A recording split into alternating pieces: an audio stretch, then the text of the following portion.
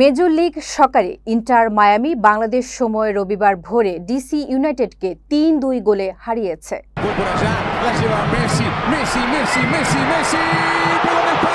Argentine তারকা Lionel Messi ২ গোলের পাশাপাশি একটি অ্যাসিস্টও করেছেন।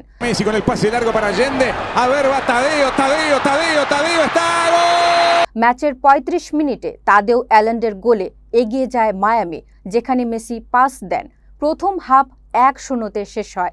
দ্বিতীয় হাফের ৫২ মিনিটে ক্রিস্টিয়ান বেন্টেকে ইউনাইটেডকে সমতায় ফেরান।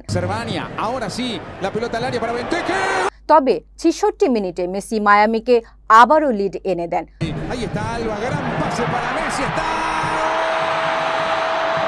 ৮৫ মিনিটে বুস্কেটসকে পাস থেকে ডি বক্সের বাইরে থেকে দুর্দান্ত শটে মেসি ব্যবধান ৩-১ করেন।